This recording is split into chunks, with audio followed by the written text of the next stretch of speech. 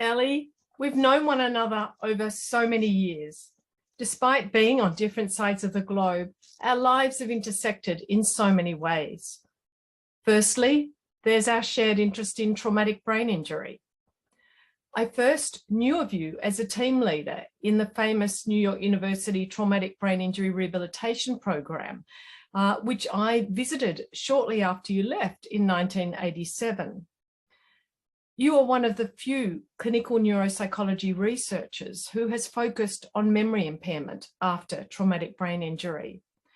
You have identified and captured the variable patterns of memory impairment that contribute to long-term disability for such a high proportion of individuals with traumatic brain injury. Your studies of memory have formed by far the largest body of work that informs clinical practice in the rehabilitation of memory after traumatic brain injury to this day. Your review paper, published in 2005, remains one of the most widely cited papers on memory after traumatic brain injury. Your experimental studies of learning processes, including implicit, procedural, and declarative memory, have helped us understand the ways in which people with traumatic brain injuries learn and remember things. Your work informed a program of activities of daily living training in patients in post-traumatic amnesia that was based on procedural learning principles and which was recently evaluated in a randomized controlled trial in our centre in Melbourne. You came to visit our School of Psychological Sciences in 2015 and gave an inspiring lecture on memory after traumatic brain injury. And that has in turn inspired some research on patterns of performance on the Ray Auditory Verbal Learning Test that we are currently undertaking.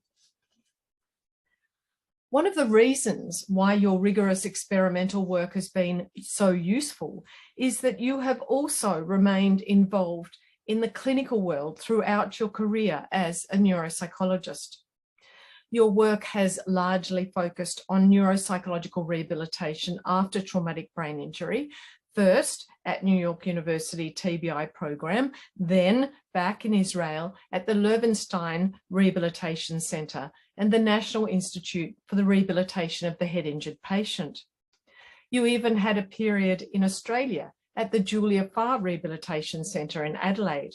And most recently, you've practiced at the Rehabilitation Centre for Veterans after TBI in Yafa.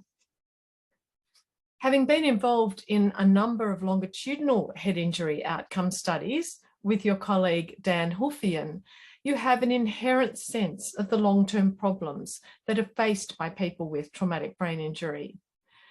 This inspired your three-process cognitive reserve hypothesis, which highlights the significance not only of a person's premorbid IQ and education, but also their premorbid personality and emotional coping strategies that strongly influence their response to injury-related disabilities.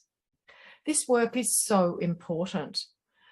The whole world is so focused on biomarkers at present, and there's still insufficient recognition that the impact of traumatic brain injury is as much about the person who sustains it as it is about the injury itself. This recognition is key to inform the development of effective interventions. And Ellie, you have also done important work on evaluating psychotherapy after traumatic brain injury to address such issues. Although I clearly have a big bias in focusing on traumatic brain injury, as that's my main interest, I am well aware of the contributions you have made, Ellie, to research in other populations, spanning early childhood to old age, and including groups with intellectual disabilities, ADHD, cerebral palsy, Creutzfeldt-Jakob syndrome, Parkinson's disease, and systemic lupus. When I was writing a paper about the development of neuropsychology around the world in 2016, I became aware that you have also been a driving force in the development of education and practice in neuropsychology in Israel over several decades. You have developed training programs and mentored dozens of PhD and master's students. And in collaboration with Dan Huffian, you have created a growing body of neuropsychological tests that have been validated and normed in Hebrew, a much needed development that has enabled Israel to be at the forefront of neuropsychological practice internationally. You have served in several neuropsychological leadership positions in Israel, including as chair of the section of rehabilitation psychology of the Israeli Psychological Association. And I understand you were a founding member of the Israeli Neuropsychological Society. But I have known you more in the international context, and there too you have been prominent. I think you've had more than a 35-year association with the International Neuropsychological Society. And there, once again, our lives have intersected. We have met up and dined together at so many of the North American and mid-year meetings of that society. You served on the governing board, you've served on the publications committee for the Journal of the International Neuropsychological Society and on the editorial board of that journal. And in 2013, you and I got to represent the INS at a meeting of the Federation of European Neuropsychological Societies in Berlin, which was aiming to bring together neuropsychologists from around the globe. We had a great time. Your greatest contribution was, however, the organisation and chairing of the mid-year meeting of the International Neuropsychological Society in Jerusalem in 2014, a meeting that will go down as arguably the most memorable in the history of INS. It was held at a time of armed conflict in Israel, and we had to evacuate to the bomb shelter in the midst of the INS business meeting. This was a really big deal for most of us, but throughout all of this, Eli maintained his usual calm and cheerful demeanour. It was a reminder to me of how many challenges he has had to overcome to achieve what he has.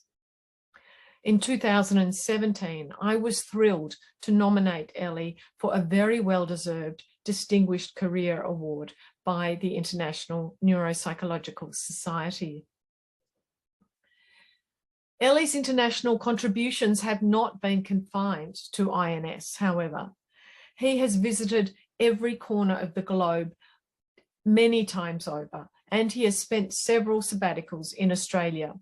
He's forged strong collaborative relationships with a number of Australian research groups. Eli's warmth and generosity of spirit shine through wherever he goes. I have so much enjoyed getting to know his wife, Tammy, who has come with him to many of the conferences.